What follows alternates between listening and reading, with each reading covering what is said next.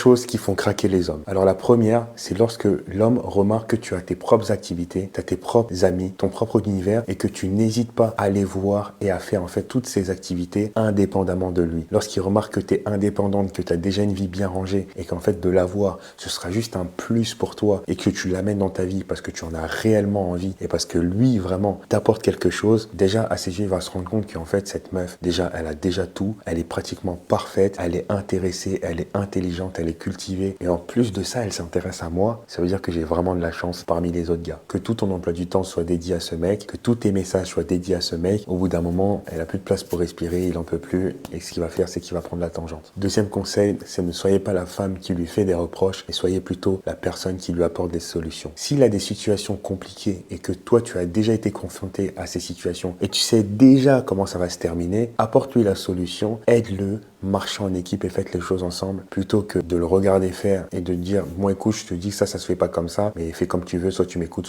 pas, tu le laisses faire et à la fin tu lui dis je te l'avais dit que c'était pas comme ça, tu t'es trompé et là t'as fait une erreur, t'aurais peut-être dû m'écouter. Elle va se dire ah ouais donc en vrai elle est peut-être un peu plus égoïste que je pensais et elle voit pas vraiment l'esprit d'équipe entre nous deux, tu vois, alors que vraiment l'idée c'est qu'on marche ensemble, que ce soit bien ou que ce soit mal, que toutes les épreuves de notre vie on les fasse ensemble. Le troisième et dernier conseil, c'est de toujours être dans le flirt et la séduction. C'est pas parce que vous êtes déjà vu, que vous êtes allé au resto